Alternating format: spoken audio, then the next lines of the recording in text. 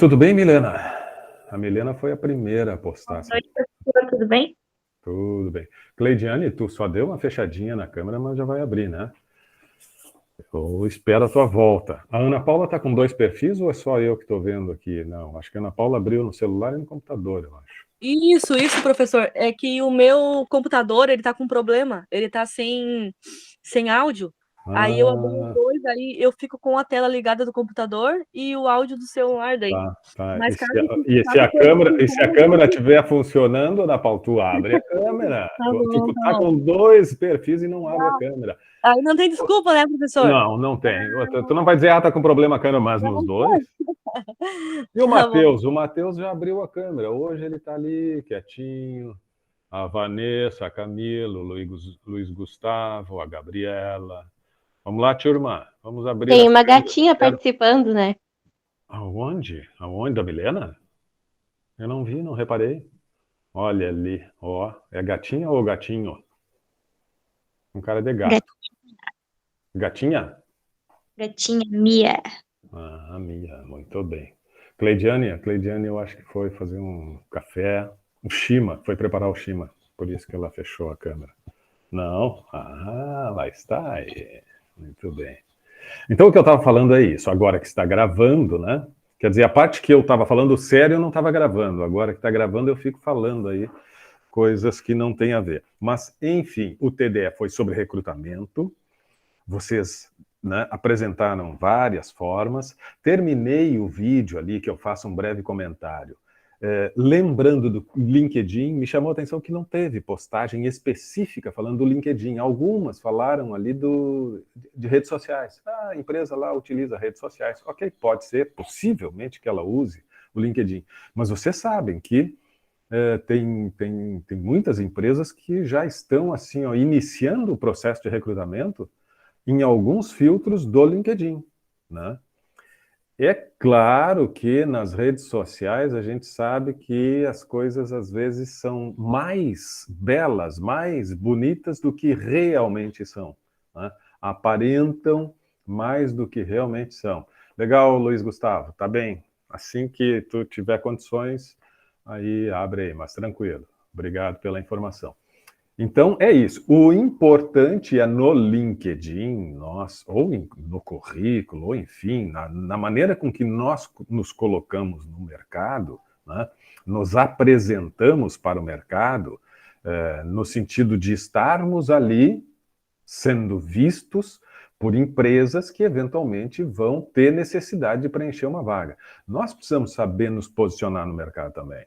Então, como é que eu vou me posicionar? Ah, eu vou entrar em contato com agências, eu vou desenvolver um perfil legal no LinkedIn, eu vou, talvez, né, pensar numa página, eu vou, enfim, eu tenho que me posicionar, eu tenho que estar sendo visto, né? Eu tenho que ter a capacidade de que ou eu tenho que me organizar de tal forma que as empresas procurando profissionais os quais eu preencha o perfil, eu seja visto, né? Eu seja acessado. Então é isso. Né? Mas eu tenho que ser, acima de tudo, verdadeiro, porque não adianta eu ser recrutado porque, né, escrevi algumas características que normalmente o mercado tem procurado e tal, e depois no processo seguinte, que é a seleção, em cima daqueles que foram recrutados, na seleção eles perceberem que, olha, tinha alguns excessos aí no teu currículo, né, no teu perfil, tu não é exatamente tudo isso. Fica ruim, perde tempo e tal, enfim. Nós precisamos ser verdadeiros, né? Precisamos colocar as coisas como realmente elas são. Mas é isso. O recrutamento trata disso. O recrutamento tem a ver com otimização de processos e de custos. Hoje, né, nas nossas atividades profissionais, a gente não pode perder tempo, a gente tem que otimizar o tempo, os processos e reduzir custos. Então, se eu tiver formas de conseguir recrutar bons profissionais para participarem da segunda etapa, que é a seleção, que também precisa otimizar tempo, que também precisa otimizar custos, mas antes da seleção, se eu tiver condições de recrutar pessoas com o menor custo possível, e com a segurança de que realmente eu vou estar encontrando os principais profissionais que estão no mercado, né, que estão à disposição no mercado, bom, excelente. E é por isso, então, que eu preciso sempre pensar, planejar como alcançar esses profissionais, né? Então, a empresa pode divulgar essa vaga, a empresa pode não divulgar porque acha que é um custo elevado e já partir para busca nestes espaços, né? A empresa pode sempre favorecer o recebimento, né, de inscrições, de currículos a todo momento, independente de ter vaga. E aí vai depender exatamente da política de cada empresa, de como essa é a melhor, de qual seria a melhor forma de recrutar. Muito bem, vamos lá. Oi, Andressa, tudo bem? Boa noite. Agora eu consegui Boa ligar. noite. Legal, muito bem.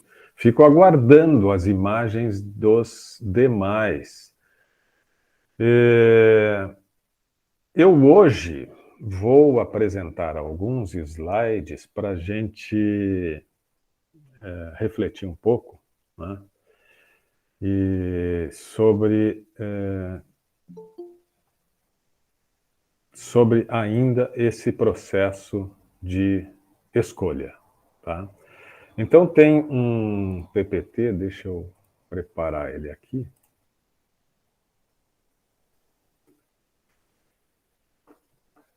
Opa, tudo bem, Matheus? Tudo jóia?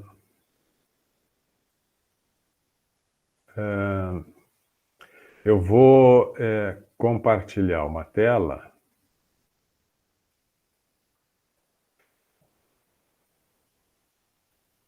Eu vou compartilhar uma tela.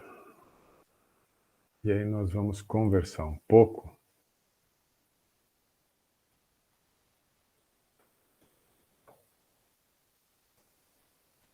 Na edição de 15 anos da revista Você S.A. Exame, né, a revista, enfim, que trabalha, né, essa Você S.A., que é parte do grupo editorial Abril, e a revista Exame também, então eles, numa parceria, eles realizam todos os anos um ranking, né, que é uma espécie de um concurso, né, mas de uma análise com auditores e tal. Eles fazem a análise e esse ranking das melhores empresas para trabalhar. Acho que eu até já tinha comentado em outra aula sobre essas publicações. E aí todo ano sai a publicação e saem matérias sobre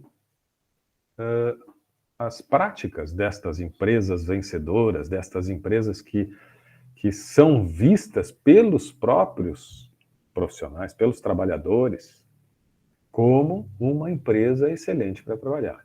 Por que elas são tão bem avaliadas? Por que as pessoas que trabalham lá gostam tanto de trabalhar lá? O que torna elas tão diferentes e positivamente diferentes para fazer com que todos os que trabalham lá, né, façam uma avaliação extremamente positiva? Oi, Vanessa, extremamente positiva, enfim. O que faz com que as pessoas, né, gostem tanto de trabalhar lá? E aí, na edição de 15 anos, ela, em uma das matérias, com estas empresas, ela tentou identificar, conversando com os profissionais, conversando com os gestores, tentou identificar como é que as empresas buscam contratar, o que elas dão maior atenção na hora de escolher as pessoas. Para o que elas mais olham na hora de contratar as pessoas. Porque estas coisas estão imbricadas, essas coisas estão linkadas, relacionadas. Se tu escolhe pessoas certas, a possibilidade destas pessoas terem um bom desempenho, entregarem bons resultados, e, por consequência, a empresa também entregar né, ou compartilhar destes resultados com os colaboradores, a tendência é maior. A possibilidade de se criar um ambiente produtivo, excelente, agradável, é maior do que quando tu já começa mal, do que quando tu escolhe pessoas que não são as mais adequadas para determinada função. Então a gente tem conversado e insistido muito nessa coisa assim, ó, pessoas certas. A gente tem conversado muito sobre perfis, sobre personalidade, sobre ponto de vista, né, sobre entender que a verdade é relativa, de que sim, outras pessoas podem e justificadamente enxergar circunstâncias diversas de outra forma, ter outras crenças. Então, na medida que as pessoas são escolhidas com mais cuidado e realmente identificadas, oi Jamila, Vanessa e Jamila, obrigado por terem aberto a câmera. As pessoas mais adequadas, a probabilidade de se ter êxito, né, de se ter pessoas que se identifiquem muito com a empresa, de ter essas pessoas pensando assim, ó, em carreira, em continuidade, em se doar, em atuar realmente em prol dos objetivos, dos propósitos da organização, é muito maior. E é por isso, então, que se fez essa pesquisa. Bom, aí isso aqui é uma imagem da própria revista. O que as empresas mais valorizam? 43% dizem, que é o percentual maior, adaptação aos valores da empresa. Não sei se todos estavam na semana passada, mas, enfim, foi gravado, né? Nós temos lá o vídeo da nossa aula, e vocês lembram que na semana passada nós conversamos sobre aquela construção teórica do Jack Welch, lembram? Dos 4 tipos de profissionais que a gente pode, naquele tipo de classificação, né? Os 4 tipos de profissionais que a gente pode encontrar numa empresa. A gente encontra isso considerando 2 aspectos, 2 fatores. O fator valores, adaptação aos valores, capacidade de se adaptar aos valores, alinhamento, e competência técnica, né? Domínio técnico. Lembra? E aí tem 4 combinações possíveis. O cara que tem os valores alinhados e competência, o cara no outro extremo que não tem valores alinhados e não tem competência, tem o cara que tem competência, mas não tem valores alinhados, e tem o cara que tem valores alinhados, mas não tem competência. Então eram os 4, né? As 4 possíveis combinações, considerando esses 2 fatores, e o Jack Welch, né, insistiu muito de que se o cara tem valores e competência, prestigie, valorize, né, tenha eles contigo e tal, porque esses são realmente a joia, é a preciosidade. Os caras que não têm competência ainda, bom, competência a gente está adquirindo sempre, né? Nós estamos aqui buscando desenvolver competências, então competência a gente adquire, se não tem ainda, vamos criar alternativas para desenvolver as competências. Mas isso é possível com bons programas de capacitação, de treinamento e tal. O importante é que ele tem alinhamento aos nossos valores. Agora, aqueles que não têm alinhamento aos valores, independente de terem competência ou não, na visão do Jack Welch, desliga. Desliga porque essas pessoas... Bom, se não tem valores e não tem competência, ele não está te entregando nada. Então desliga. E aqueles que têm competência estão te entregando resultado, mas não está alinhado aos teus valores, esse cara é problema. Esse cara vai contaminar o grupo. Ele não está contigo. Ele não está contigo. Então, desliga ele. Porque valores tu não transformas. Então, eu vou dar um treinamento para tu desenvolver, né, valores, ética, caráter. Não, isso está nele. Isso não vai mudar, pelo menos no curto e médio prazo, tu não movimenta nada disso. Competência, treina, capacita. Não está alinhado aos valores, é melhor tirar, porque ele vai te trazer problema, mesmo que ele esteja te trazendo resultados muito bons.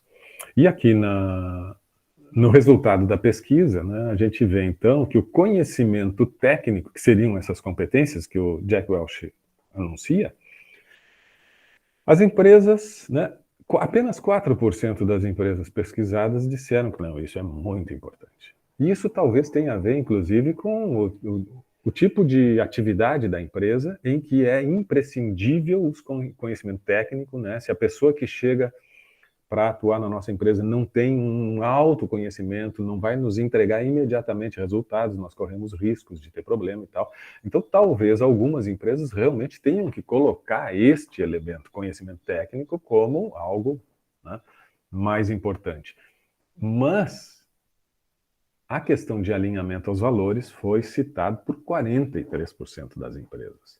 E vejam que outros 41% das empresas mencionam algo relacionado a comportamento, proatividade. Eu quero um cara, 41% das empresas, o que mais valorizam na hora de buscar profissionais. É o conhecimento técnico? Olha ali, 4%.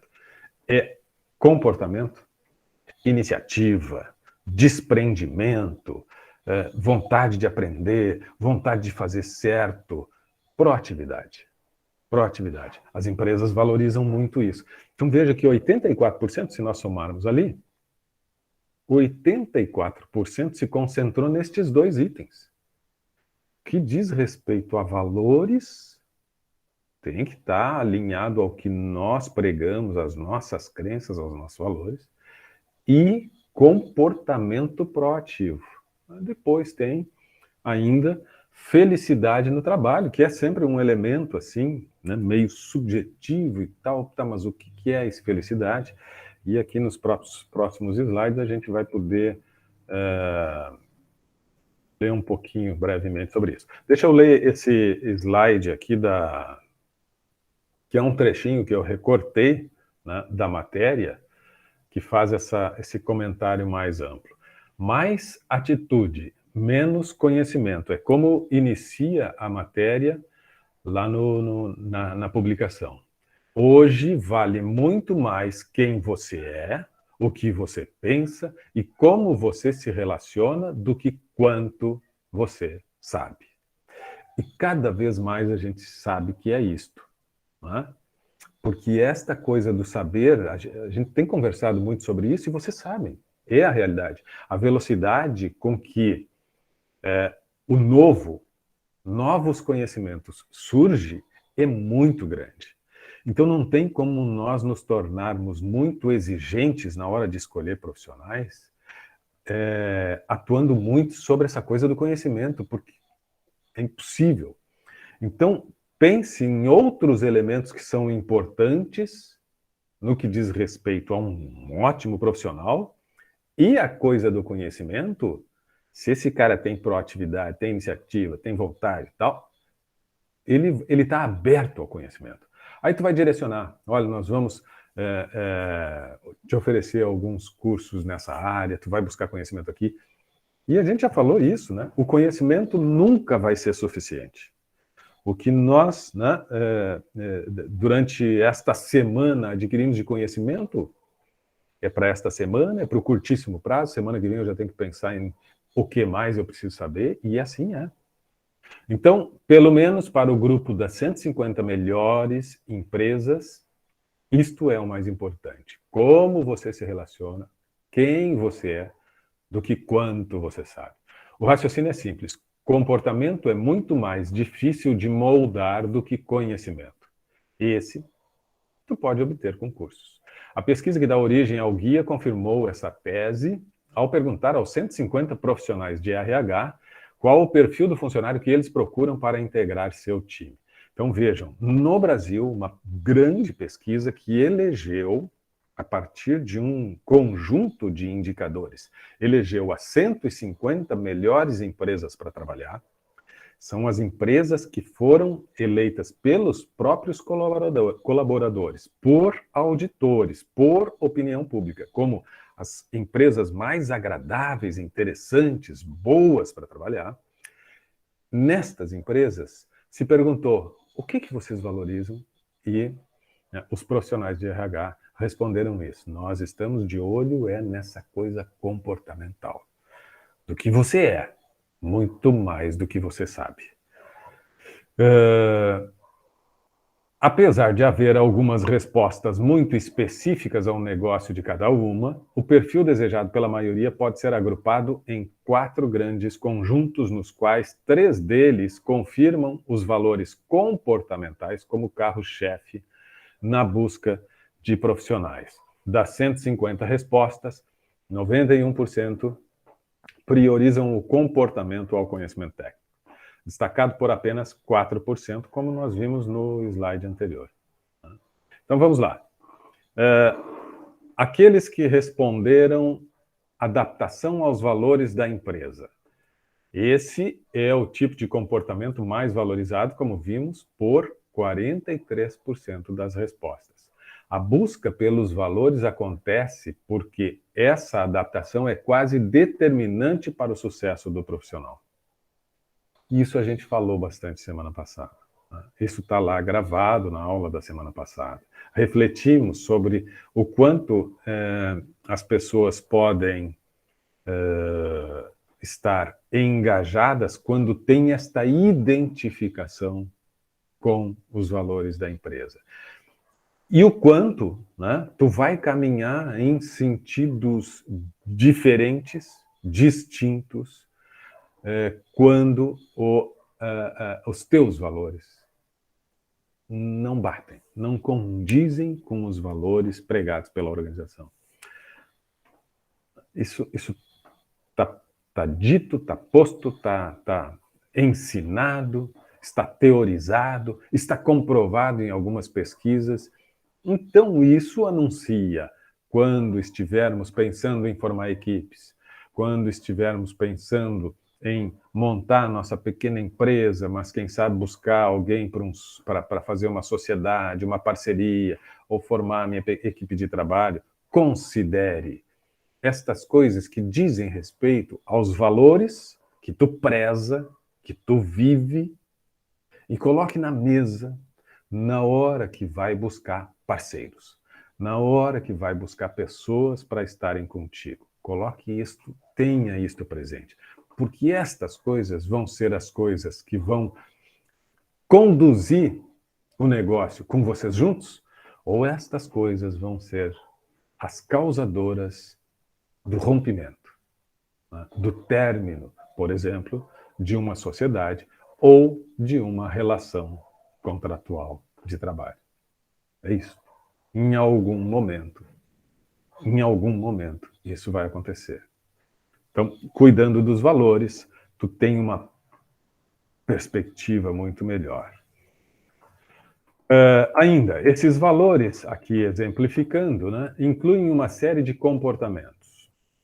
Como, por exemplo, ética, saber trabalhar em equipe, a coisa do comprometimento, dessa coisa do engajamento, a comunicação, né, valorizar o feedback, né, gostar do feedback, aceitar críticas e saber também se posicionar fazendo críticas.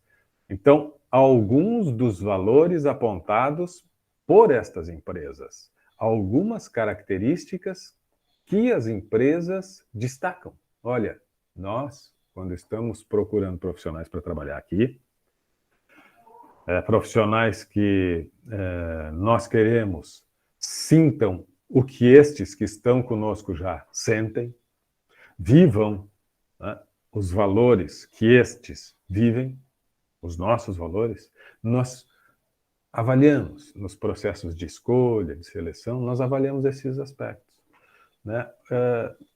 De alguma forma, tentamos, né, trazer algumas discussões no processo de seleção no sentido de poder avaliar assim, quais são os princípios éticos daquela pessoa. O quanto ela preza, gosta do trabalho em equipe.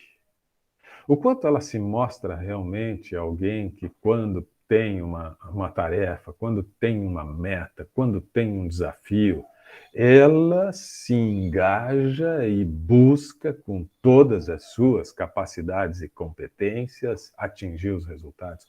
Como é que isso se manifesta? Avaliando comportamento. Então, simulam situações. Vocês que já participaram de processo de seleção, vocês que participam de processo de seleção, vocês que eventualmente acompanham o processo de seleção na própria empresa que trabalham, sabem que profissionais da área da psicologia cada vez têm uma atuação mais intensa nestes momentos, que é para avaliar exatamente estes elementos comportamentais. E ver se também não são apenas respostas preparadas, mas ele mostra realmente uma personalidade que anuncia isso, né? Que não é apenas um discurso preparado, que não é apenas uma frase bonita no currículo, mas que ele acredita nisso. Porque dizer, né, falar sobre gosto do trabalho em equipe, né, sou uma pessoa ética que preza pela transparência, pela atuação correta, né? Sou comunicativo. Bom, no currículo isso é fácil colocar. Agora nós precisamos, de alguma forma, ter uma comprovação disso. E aí se simula algumas atividades exatamente para se buscar isso. Então, eu esqueço de ver o chat, deixa eu ver se tem alguma coisa nova por aqui. Não. Só que o Luiz Gustavo comentou, mas faz tempo já, se adaptar ao nível de funcionários que ela quer ter, no sentido da estrutura para manter o capital humano qualificado. Isso aí. Bom, vamos lá, mais um slide, ainda com relação à adaptação aos valores, né? E como o último item do slide anterior tratava da comunicação, este fala: boa comunicação não é privilégio dos extrovertidos apenas. Porque daqui a pouco a gente está falando assim, ó, tem que ter uma boa comunicação, como dizia no outro slide aqui, ó, tem que ter uma comunicação, tem que saber dar feedback, tem que saber se expressar, tem que saber fazer críticas. E aí tu pensa que mas né, isso aí tem algumas pessoas que têm o dom da palavra, que são falantes, e eu já sou mais fechado, já sou mais introvertido. Bom, mas a questão da comunicação não precisa necessariamente ter uma relação absoluta ou direta com ser extrovertido. Por vezes, né, não necessariamente essa característica da extroversão pode ser a mais interessante, e isto não significa que tu vai ter problemas de comunicação. Uma pessoa introvertida pode ser mais observadora e fazer, por consequência, comentários mais precisos do que a pessoa extrovertida. E muitas vezes, o introvertido tem uma habilidade empática maior do que pessoas com um nível de extroversão grande. Uma habilidade empática maior do que os extrovertidos, os introvertidos. Empatia, habilidade empática. A gente já teve a oportunidade de conversar sobre isso, eu acho que lá no primeiro, segundo encontro. Quem é que quer me dizer o quanto é importante a habilidade empática hoje em dia? Quem é que gostaria de falar sobre empatia? Já falamos, mas eu gostaria de trazer novamente, até porque está posto aqui nesse slide, essa questão da comunicação, mas está está trazendo aí uma questão que diz respeito a ser mais observador e, por consequência, quem sabe, ter uma capacidade de fazer uma interpretação melhor das circunstâncias, fazer uma leitura melhor, né, das pessoas, do trabalho, das atividades,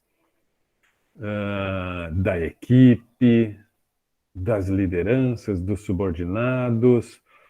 E quem é que gostaria de falar um pouquinho sobre empatia e de que forma isso pode se manifestar? E se vocês concordam com isso que eu estou dizendo, de que talvez os introvertidos tenham uma capacidade empática superior. Será que pode ser realmente isso? Quem é que concorda? Quem é que acha que não? Milena. Eu não sei se os introvertidos têm uma capacidade empática maior, mas eu acho que um exemplo de empatia é você se atentar que nem sempre as pessoas vão estar num bom dia, que elas não são um robozinho e que todo mundo tem problema como todo mundo. Então, algumas pessoas às vezes não vão estar tão bem quanto outras, né?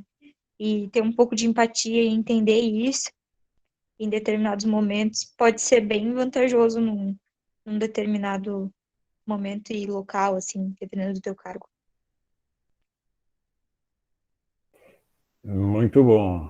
Verdade. Precisamente colocado pela Milena a questão da empatia e desta necessária, né, Milena? Necessária percepção de que, olha, cada dia é um dia, cada momento é um momento, cada pessoa é uma pessoa, então vamos considerar isto, né, antes de sair julgando, ou criticando, ou condenando, compreender, tentar compreender.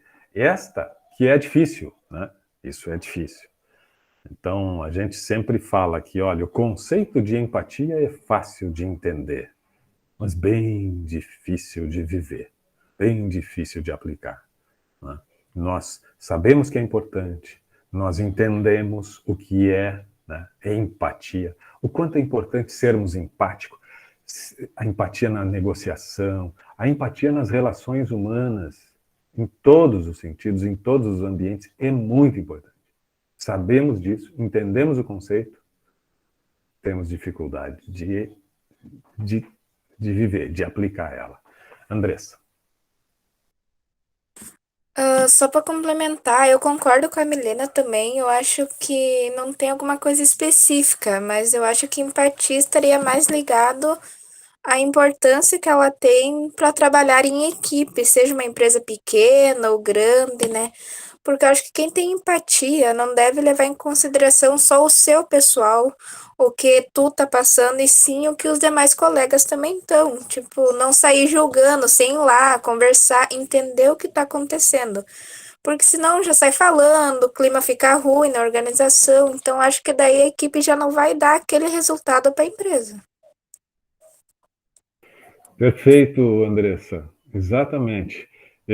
O quanto a falta de empatia pode trazer de problemas na empresa, né? Pode criar conflitos, pode criar... E hoje é bem difícil uma empresa controlar isso quando se tem demais funcionários trabalhando junto. Sim, deixa eu só liberar aqui para a Maria Eduarda que está entrando. Sim, porque quando tu tem um time muito grande, né? Quando tu tem muitos times, quando tem muitos funcionários, como é que tu coordena isso? Como é que tu controla? Bom, tu tem que ter um efeito cascata, né? Quer dizer, as pessoas que estão liderando equipes, elas precisam sempre, essas pessoas precisam estar alinhadas aos valores da organização, né? A cultura organizacional, aquilo que tu espera que aconteça na empresa, é isso, né? E assim, o efeito cascata, eles vão passando para as suas equipes. Mas é muito difícil, tu tem que ter esse alinhamento em todos os níveis, né? Acho que principalmente também o líder que está coordenando tem que ter essa empatia também, não só os funcionários. Principalmente o líder, por exemplo. Muito. E quando se vê pesquisas aí, tem muita pesquisa sempre que investiga, né, a atuação de lideranças. né? Então, muitas pesquisas são feitas para sempre estar buscando características importantes, dominantes, analisando perfis de líderes, confrontando esses perfis com resultados atingidos. Sempre tem, ao longo das últimas décadas, o tema liderança sempre foi um tema assim, que atraiu muitas pesquisas. Né? Pesquisadores na área de gestão e tal sempre pesquisam muito. E sempre renovando, porque o tempo vai mudando, a época vai mudando, as características, né, do tempo, culturais e tal, vão se transformando, e por consequência os líderes também têm que ter uma atuação diferente. Mas esta coisa do perfil de liderança e do quanto eles precisam ser empáticos, né, sempre surge, sempre aparece como um elemento importante. Tu precisa ter sensibilidade, né? Essa palavra eu acho que encaixa muito, assim, a sensibilidade, ser sensível à tua equipe, né? Isso diz respeito à empatia, né? Compreender que a equipe é formada por pessoas, por seres humanos, com seus, né, com seus entusiasmos, com as suas alegrias, mas também com as suas frustrações e com as suas tristezas, e que vão estar sempre oscilando. E tu sendo sensível a isso, tu sabe, né, como lidar com elas, né? Exatamente em cima dessas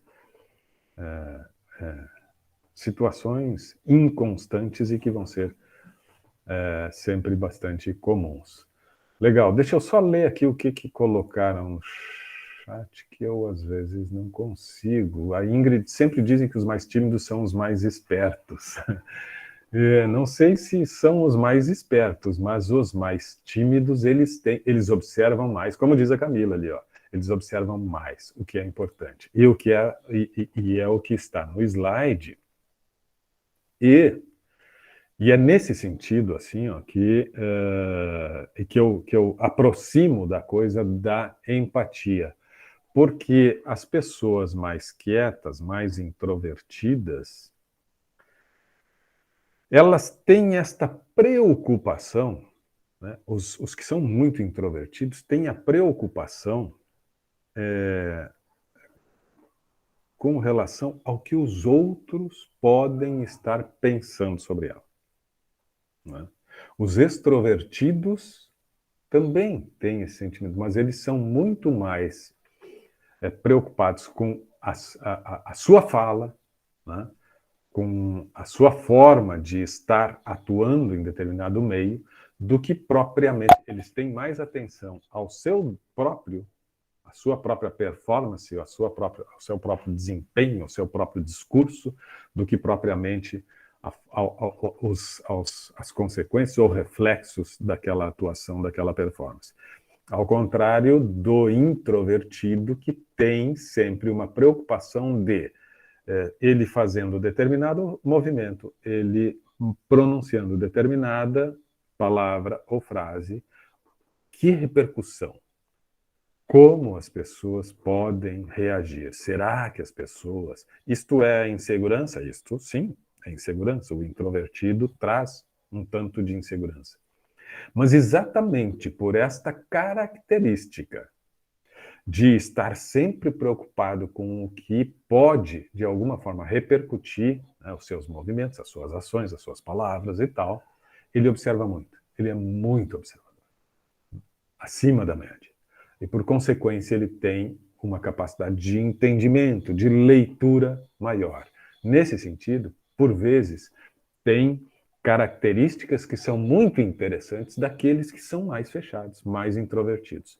Existem pessoas e pessoas, existem funções e funções. Nós precisamos pensar, para essa determinada atividade, será que não é interessante eu ter uma pessoa um pouco mais, né, ensimesmada, um pouco mais fechada, mas que tem uma capacidade de observação, de compreensão, de entendimento, quiçá até empática, superior aos outros? Então, quem sabe esse não seja o nosso profissional ideal. funções e funções. Em outras funções, talvez a característica da extroversão seja a mais adequada, que vai nos trazer melhor resultado. Aí é de analisar, é de pensar o que se espera e o que se precisa em termos de entrega do profissional em determinada função, e aí, né, fazer as escolhas adequadas. A Camila fala de empatia em uma empresa grande.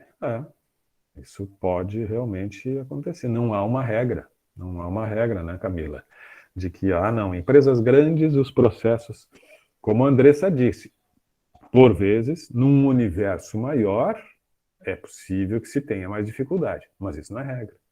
Pode ter, sim, empresas com uma política de comunicação muito boa. Isso passa muito por políticas de comunicação. E quando as empresas conseguem ter um processo de comunicação claro, transparente, rápido, né, dinâmico, vai diminuindo estes riscos que a Andressa destacou ali, que muitas vezes se manifestam naquela famosa, né, expressão rádio corredor. Né? Então, as coisas, circula muita informação numa organização informal, e na organização, mas exatamente porque na organização formal, dentro da formalidade, dentro da comunicação oficial da empresa, as coisas não são bem ditas. Então, quando a gente não tem um processo de comunicação bem feito na empresa, nós damos espaço para a rádio corredor, né? Para a comunicação informal. As pessoas, e aí são empresas que têm sempre, né, muita fofoca, enfim, né, informações que não são necessariamente verdadeiras, mas que circulam e que acabam prejudicando o ambiente, prejudicando o clima, prejudicando o trabalho em equipe. Né? As empresas possuem a organização formal e a organização informal. Elas coexistem. É claro para vocês o que é a organização formal e o que é a organização informal? É claro isso para vocês? E o quanto uma organização formal não tão bem construída, a organicidade dela não funcionando bem, dá margem à organização informal? Sim, Márcia, vamos tentar dar exemplos, né, de organização formal e informal. Organização formal é o seguinte: a nossa empresa lá tem o presidente, os vice-presidentes, tem o vice-presidente disso, o vice-presidente daquilo e tal. Abaixo dos vice-presidentes tem os diretores, o diretor disso, o diretor financeiro, o diretor operacional, o diretor não sei o que e tal. E nós estamos vendo o desenho da nossa empresa desde lá de cima, que é o organograma, né? Os diretores, depois os gerentes, os supervisores e tal, até chegar lá no operacional. Ok? O que é isso? Isto é um organograma. Vocês, se trabalham em empresas, né, um pouco maiores, sabem que essa empresa deve ter um organograma.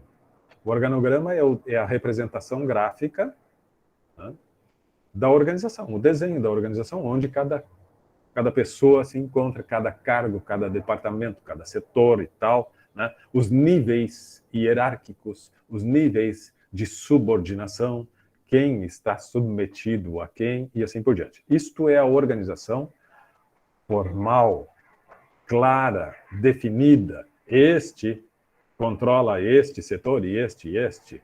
Este comanda estes e estes, por sua vez, e assim por diante. Essa é a organização formal. A organização formal não tem nada escrito sobre ela, não existe nenhuma norma, nenhuma regra. A organização formal são as relações que existem independente da posição que as pessoas ocupam. Então tem lá, por exemplo, né, o o diretor financeiro, o gestor, o gerente financeiro. O gerente financeiro tem lá a sua equipe de trabalho, né? O cara que cuida lá da parte de pagamentos, contas a pagar, o outro, contas a receber, o controle de clientes, enfim, a área financeira lá e o gerente financeiro. E na hora do almoço, um destes profissionais desta área financeira vai almoçar com um amigo dele, conhecido, que trabalha na empresa também, mas que não tem nada a ver com o financeiro, é de outro setor. Mas eles almoçam juntos, porque, afinal de contas, né? Se conhecem há mais tempo e tal, até foi ele que indicou quando surgiu a vaga lá e tal, aí vão almoçar.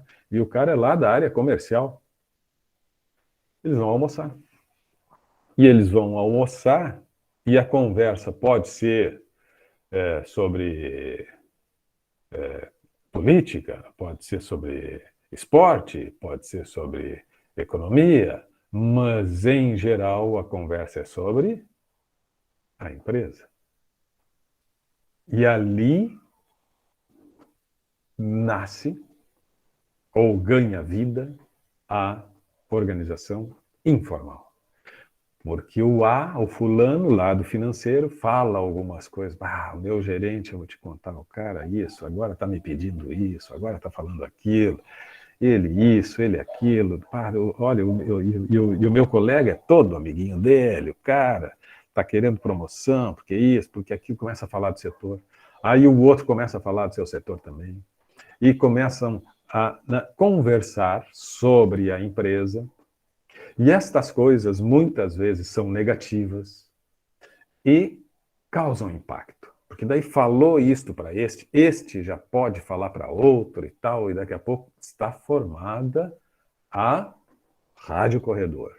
Está formada a rede de informações, né, que nem sempre são reais, são percepções, são sentimentos. Quando a empresa cuida da comunicação, quando a empresa, como disse a Andressa ali agora há pouco, tem pessoas, os líderes sensíveis, que estão atentos à sua equipe, que conversam com a equipe, que mantêm as pessoas juntas e tal, a probabilidade de essas pessoas falarem mal vai diminuindo, porque o clima é cuidado, porque a comunicação, né, é bem feita. As pessoas sabem como as coisas devem funcionar. As pessoas sabem do que a empresa espera, né, quais são os valores. As coisas acontecem e são claras para todo mundo. Não existe muita margem. A empresa atua junto dos líderes para que saibam gerir conflitos, porque conflitos vão existir sempre.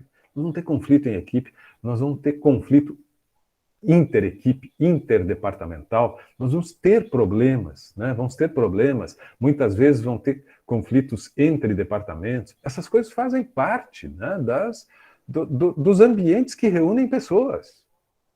Vai ter conflito, vai ter conflito. A nossa família não tem conflito? Claro que tem. Qualquer ambiente que tenha, né, várias pessoas, mais de uma pessoa, em algum momento vai ter conflito. No relacionamento entre duas pessoas, em algum momento vai ter conflito. Isso não significa que vai ter briga, que vai ter... Não, conflito é pontos de vista diferentes, pensamentos diferentes. Né? E tu saber lidar com o conflito é tu encontrar uma alternativa que contemple interesses de ambas as partes e que satisfaça boa parte dos interesses de ambas as partes. Gerenciar conflito é tu conseguir fazer com que esta contraposição de ideias e de interesses resulte numa alternativa que oferece uma resposta satisfatória para os dois lados. Não saber gerenciar um conflito é fazer com que, após o conflito, o sentimento de que tu saiu perdendo predomine nos dois lados. Então, gerenciar o conflito é tu sair com o sentimento de que a solução atendeu de uma forma satisfatória. Talvez não tenha atendido tudo. É muito provável que não tenha atendido todos os teus interesses, porque tinha um contra-interesse. Mas atendeu de forma satisfatória. E o outro lado saiu com um sentimento também de que atendeu satisfatoriamente, não plenamente. Isso é saber gerenciar conflito. É possível? Claro que é possível. É fácil? Não, não é fácil. E depende do conflito. Mas, mais uma vez, Andressa, sensibilidade, empatia, saber exatamente o que mais mobiliza um lado do conflito, saber exatamente o que mais mobiliza o outro lado do conflito, tentar compreender, usar a habilidade da comunicação, tentando, né, mostrar o que é cada lado e tal, e num diálogo produtivo, buscar uma terceira alternativa que seja, né, conciliatória. Bom, é isso. Agora, quando tu não tem essa capacidade, o conflito vai trazer desânimo, vai trazer frustração, vai trazer indignação, vai trazer sentimento de perda. O conflito é isso. O conflito bem gerado, bem gerenciado, bem trabalhado, ele é produtivo, ele é bom. Porque uma coisa é eu penso de uma forma e você pensa de outra forma. E eu sigo atuando e trabalhando da forma com que eu penso e você segue trabalhando da forma com que você pensa. Não nos expomos, né, no conflito. Será que, se eu me expor, e a outra parte também, e nós tivermos a capacidade de tratar deste conflito e buscar uma terceira alternativa, que é, né, esse fruto da negociação e tal, será que não seria melhor? Claro que sim. Então, muitas vezes eu tenho que provocar o conflito, eu tenho que dar espaço ao conflito. O conflito pode ser bom. O conflito é a possibilidade de trazer novas ideias. E aquilo que eu digo lá para a sala de interação, né, de trazer o contraditório. Eu preciso alimentar o contraditório, porque senão eu fico fechado na minha caixinha fazendo tudo que eu sempre fiz. E a Andressa, que levantou a mão, fica lá fechada na caixinha dela, fazendo sempre do jeito que ela sempre fez. E nós não crescemos, nós não avançamos, nós não nos transformamos. Agora, se daqui a pouco a Andressa é convidada, ela é desacomodada, assim, diz por que tu trabalha assim, diferente do Jefferson, e o Jefferson é incomodado a também dizer por que ele trabalha diferente de ti. E nós buscamos, né, entender um ao outro, nós vamos encontrar uma alternativa que seja melhor do que tu fazia e melhor do que eu fazia. Pelo menos existe essa possibilidade. Senão nós vamos continuar nas nossas caixinhas. Diga, Andressa. Eu acho que nem que o senhor falou ali, professor, um pouco de conflito também serve para as empresas conhecer melhor o funcionário em questão dessa empatia, ter novas ideias, mas saber proporcionar para eles esse ambiente de equipe e analisar como que eles vão se relacionar um com o outro, se eles vão aceitar a ideia do no outro. Eu acho que é bem interessante essa parte. Exato, é a forma da gente, tu disse tudo, é a forma da gente conhecer mais as pessoas, né? Sair da caixinha, porque senão segue ali fazendo aquilo e tal. Mas deixa eu ver num momento contraditório, num momento em que existem outras possibilidades, outras alternativas, como é que tu reage a isso? Se tu vai te fechar, se tu vai te revoltar, se tu vai ficar, né? Ou se tu tá aberto ao novo, se tu tem curiosidade, né? Se tu tem inquietude. Essa palavra inquietude é uma palavra assim, ó, quando bem colocada, é uma palavra importante hoje nos ambientes organizacionais. A inquietude é sair da caixa, né? É buscar sempre, ok, está dando certo isso aqui, mas o mundo está aí, ó, se movimentando. Será que eu tenho que continuar, né, dentro desta forma, desta maneira, ou eu preciso estar aberto ao novo? É isto. Deixa eu passar os slides aqui para a gente poder avançar um pouquinho, porque outro elemento que estava destacado lá no gráfico inicial, mas me interrompam sempre que tiverem algum comentário e tal. Outro slide é aquele da proatividade. Então, 41% das empresas mencionaram que mais valorizam a questão da proatividade. pode, assim, ó, ser talvez um sinônimo dessa inquietude que eu disse agora. Né? Essa inquietude. A inquietude é sair da mesmice, da repetição, de buscar, né, uma melhoria, de buscar, pelo menos, se questionar e tentar identificar formas de melhorar os processos. Então, queremos expressões que saíram nestas entrevistas com os profissionais de RH. Queremos profissionais empreendedores, que pensem diferente, que tragam novas soluções e que questionem o estado das coisas, o status quo, né? Que questionem o estado das coisas. Quer dizer, tá, as coisas estão assim, está funcionando bem. Então deixa assim. Questiona, seja inquieto, está funcionando bem, ok, mas será que não pode funcionar melhor? Será que não tem alguma maneira? Será que esse estar funcionando bem não é algo aparente apenas, mas que esconde algumas dificuldades, algumas insatisfações, algumas frustrações? Questione o estado das coisas, né? Seja inquieto. Dizem mais, valorizamos o profissional, bom, agora trouxe o inquieto ali, o profissional inquieto, o inconformismo. O inconformismo positivo é um valor para a empresa. O inconformismo positivo. O inconformado com o estado das coisas. Né? Porque acredita que pode ter uma forma melhor. Isso significa a ênfase em candidatos que se destacam pela independência, pela autonomia, pela velocidade de adaptação, além da disposição de enfrentar novos desafios. Essas características, Cleidiane, Milena, Camila, Andressa, Ingrid, essas características, eu acho que, penso que vocês concordam que são importantes hoje, nós como profissionais. Né? Se a gente vai buscar parceria, se a gente vai querer outras pessoas trabalhando conosco e tal, essa coisa de ter capacidade de se adaptar logo, né? de ter coragem de enfrentar desafios,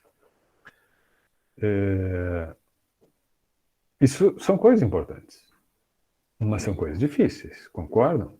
Independência, autonomia, disposição ao risco, isto são coisas difíceis. Por quê? E esses são os profissionais que as empresas valorizam. O que é mais confortável para nós? O que é mais confortável? O que é mais tranquilo, agradável para nós? Seguirmos quietos ou nos tornarmos este profissional inquieto? Claro que é seguirmos quietos fazendo aquilo que a gente já sabe. Inquietude significa buscar alguma coisa que não está posta, que não é a nossa realidade, uma coisa nova e que possivelmente vai trazer elementos desconhecidos, que vão exigir aperfeiçoamento, eu buscar me capacitar, eu buscar compreender mais. Então, a maioria das pessoas faz o quê? Se conformam e repetem aquilo que está posto, porque é mais cômodo, mais seguro, eu não preciso me expor, né? É mais tranquilo. Eu repeti, as coisas estão sendo feitas assim, eu estou entregando o meu trabalho.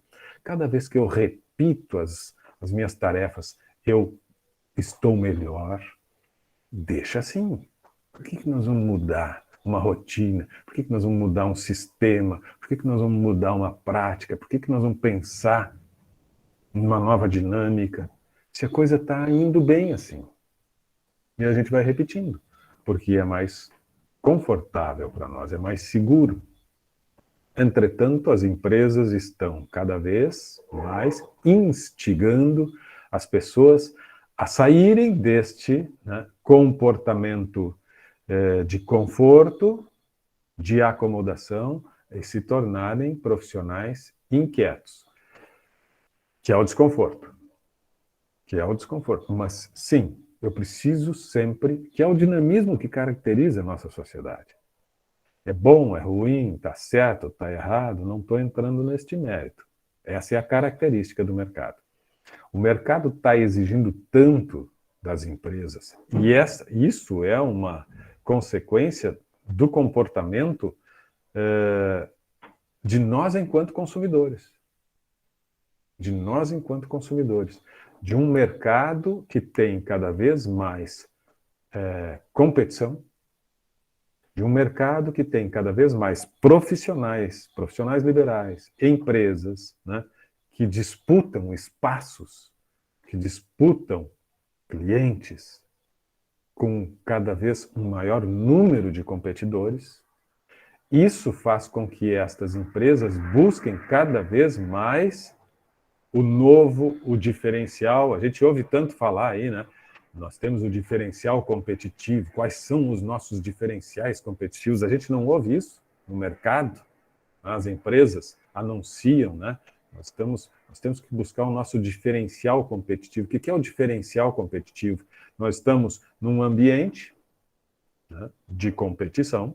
A nossa empresa tem os seus concorrentes que oferecem produtos semelhantes e nós temos que ter diferenciais competitivos. Isso é característica do mercado contemporâneo, do sistema capitalista, é assim que funciona. Não estou entrando em discussão de se deveria ou não deveria, se esse é o melhor sistema ou não, não importa, é assim. Nós vivemos num regime assim, de competição, certo? E se nós vivemos num regime de competição, isso impacta na gestão de pessoas de cada empresa. Porque as empresas precisam ser cada vez mais competitivas. E ser competitiva hoje é ser diferente, é ter novidade a cada momento. Nós, enquanto clientes, queremos sempre algo novo, queremos sempre uma nova versão, queremos sempre algo mais. E o mercado exigindo isso, as empresas que alcançam sucesso são aquelas que se reinventam todo dia, que oferecem novidades, que oferecem novas versões, que oferecem novos produtos, que oferecem novos serviços. Agora, para que a empresa tenha essa capacidade de se reinventar a todo momento, essa empresa precisa ter as equipes inquietas, autônomas, velozes em termos de adaptação e que buscam o novo a todo momento. E isso é a maluquice do mercado. E por ser assim, por estar assim, por termos chegado neste estágio, é que os ambientes organizacionais cada vez mais ficam colocando, né, nas equipes, nos gestores, nos líderes, nos profissionais. Vamos lá, né, sejam inquietos, tragam o novo, polemizem, discutam, tragam ideias, participem. Nós aqui em Gestão de Pessoas temos falado nisso. Nós temos falado nas nossas aulas que a gestão participativa, o espaço para o debate, saber dar feedback, saber ouvir, precisamos de ideias, É isso? É isso? Deveria ser assim? Não deveria ser assim? É isto. Essa é a realidade. E não vai mudar.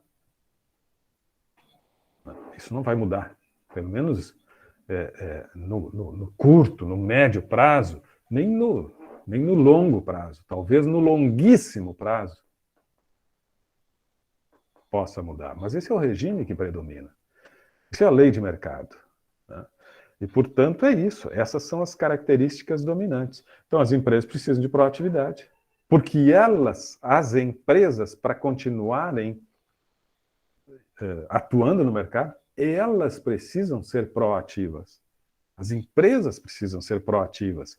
Então, se a empresa precisa ser proativa, a empresa precisa de colaboradores proativos. Concordam? Tem lógica isso? Vocês acham que tem sentido isso que eu estou falando? Ou vocês acham que eu estou exagerando?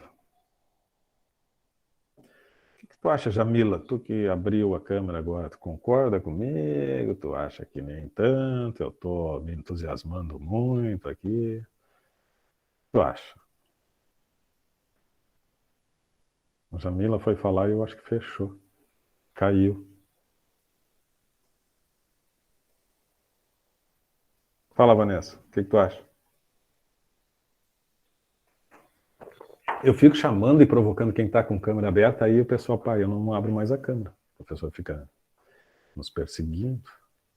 Primeiro ele pede para abrir, aí quando a gente abre, ele fica me chamando aqui, me colocando na parede aí. Não vou mais abrir. Professor, eu entrei agora. Ah, tu entrou agora? Internet. Seja bem-vinda, Vanessa. Tô com ruim. Então tu perdeu o meu discurso aqui. Mas depois tu assiste que está sendo gravado. Vocês estão ouvindo aí um ruído forte? Ó. É que eu moro pertinho da base aérea de Canoas. E aí tem os exercícios dos caças aqui. Isso é o tempo todo aqui. Então, ok? Deixa eu ver aqui o último slide para a gente começar a encaminhar, já que o nosso tempo já está terminando também. E eu quero falar do TDE. Ah, sim. E aí 7% fala de felicidade no trabalho. Deixa eu ver se tem mais alguma coisa. Não, é o último. Felicidade no trabalho. A questão da satisfação no trabalho tem entrado também no radar das empresas. Satisfação e felicidade. O conceito de ser feliz está se tornando uma ferramenta de retenção e até um instrumento de marketing. Na prática, buscar a felicidade a partir da atividade que realiza significa que o candidato deve se informar exatamente sobre qual é a dinâmica, o perfil e a cultura da empresa, para sentir se ele tem empatia com aquela organização e com o que se espera dele. A Meryl Streep ali, vocês assistiram esse filme aí, né? Qual é o nome desse filme? Quem é que assistiu? Quem é que lembra? O Diabo Veste Prada. Isso, O Diabo Veste Prada.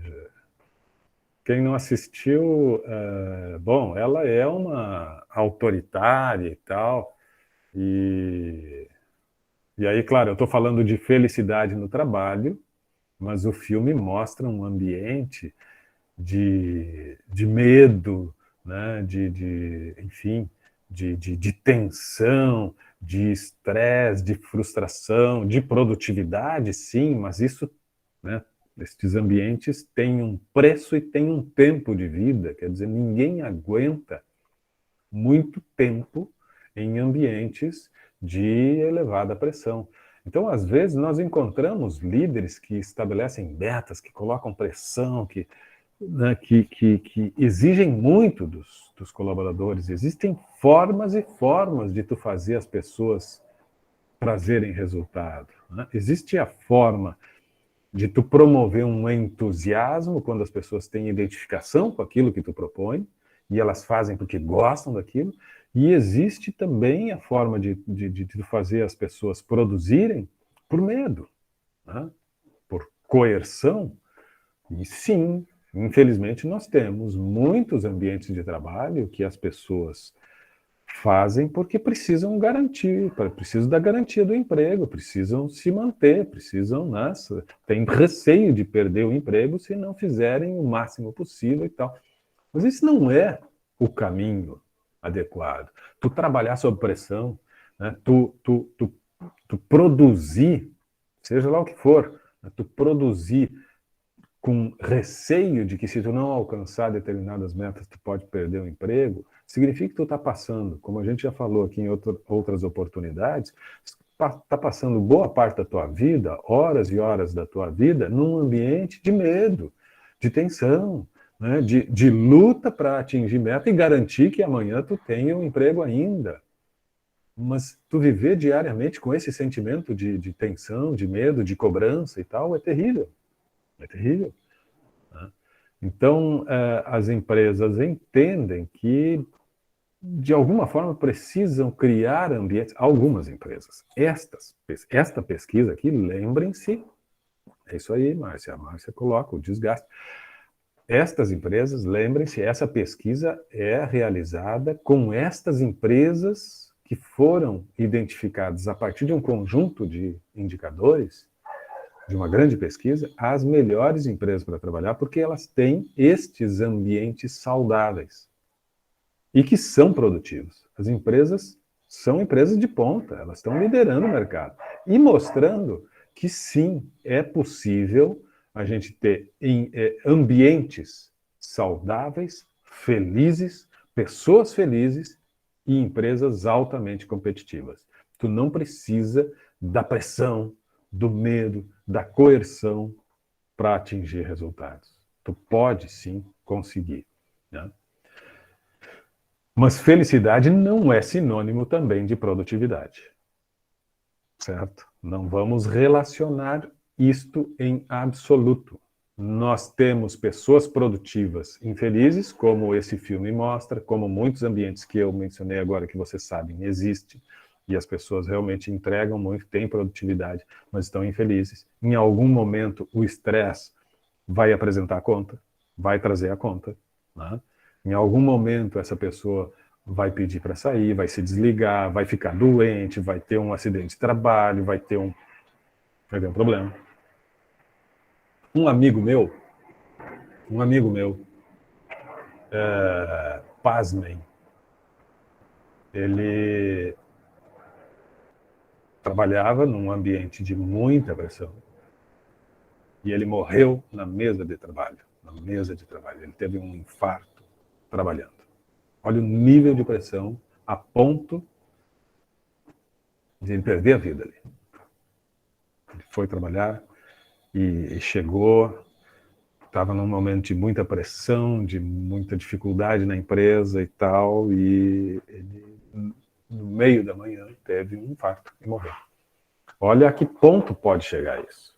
Ambientes, né, de pressão, de estresse. Entretanto, existem ambientes de pressão que são altamente produtivos. E o que eu quero dizer é que existem ambientes em que as pessoas são felizes e não são tão produtivos. Mas o que é ideal, o que nós precisamos ou precisaríamos buscar é ter um ambiente de felicidade produtivo. E é possível sim.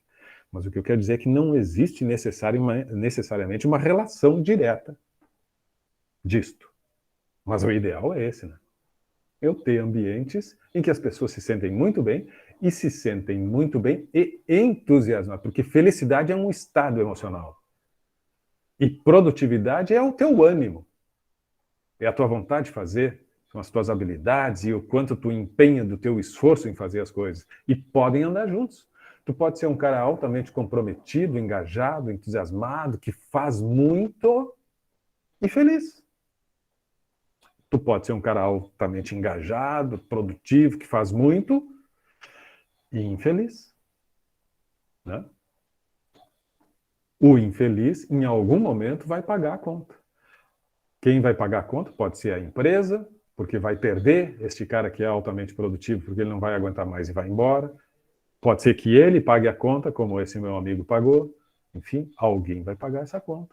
Nós não queremos não queremos ter que pagar uma conta. Nós queremos ser felizes e produtivos. A empresa ganha e eu ganho. Todos ganham. Isso que a gente tem que buscar.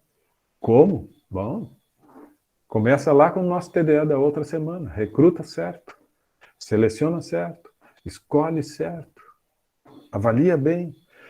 Compartilha valores. Tenham convergência, não tenham divergência de valores. Tenham convergência de valores. E quando eu falo isso, eu quero... Vocês sabem disso, né? Eu não estou falando de uma grande empresa, de uma grande organização. Eu estou falando também de grandes empresas, mas estou falando de médias empresas e estou falando da clínica que vocês estão pensando em abrir, do consultório que estão pensando em abrir, da consultoria que estão pensando em abrir, de qualquer negócio em que, em alguma medida, vai ter mais um parceiro, vai ter mais um sócio, vai ter algum empregado, vai ter um colaborador, vai ter algumas pessoas. Então, no microespaço ou no macroespaço, não importa. A questão da felicidade vai se dar a partir da forma com que tu escolhe as pessoas e do clima que tu constitui nestes espaços. É isso. É isso. Turma, discursei demais hoje, estourou o nosso tempo, 20 horas e 24 minutos, pelo menos no meu computador aqui. Esse também era o último slide. E, por consequência, vamos parar a apresentação. E eu quero só lembrar que o TDE desta semana é sobre seleção agora. Agora é seleção. Tá? Então, falamos de recrutamento e agora vamos falar de seleção. Alguns falaram lá no TDE da semana passada, já falaram sobre técnicas de seleção e tal. Ok, vamos ampliar isso aí. Tudo tranquilo? Tudo certo? Tudo bem? Muito, muito obrigado pela presença, pelas participações, que são sempre muito legais, muito boas. Fala, Ingrid. Professor, é que, se eu não me engano, é pra gente ter uma SEM presencial no dia 19. E eu mandei mensagem pra Alana naquela mesma semana e ela não me respondeu. E semana passada não pude participar, daí eu não sei se tu já falou alguma coisa sobre. Não, não falei, não falei. Semipresencial no dia 19? Ah, eu vou Isso, dar, dia eu vou 19 dar. de março. Ah, já passada. Normalmente, o que que é? Os TDEs complementam isto aqui e, eventualmente, leituras que são necessárias, que se fazem necessárias, representam estas atividades. Mas é possível que tenha alguma atividade maior que vá aparecer ainda no ambiente aula e que contemple estas aulas semipresenciais, que não estão no calendário normal. Agora eu não vou saber te responder, eu vou ter que dar uma olhada. Pode até me mandar uma mensagem e me cobra ali no aula, tá, Ingrid? Eu vou dar uma olhada e posto algum aviso para toda a turma. Andressa, levantou a mão?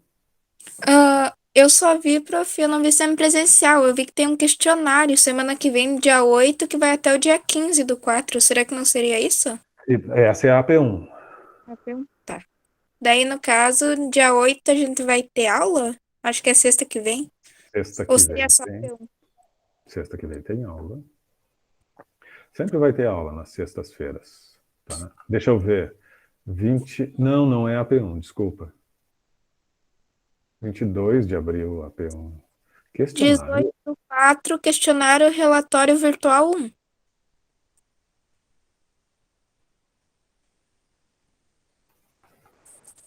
Bom, eu agora não estou localizando aqui no aula, tá? Mas assim,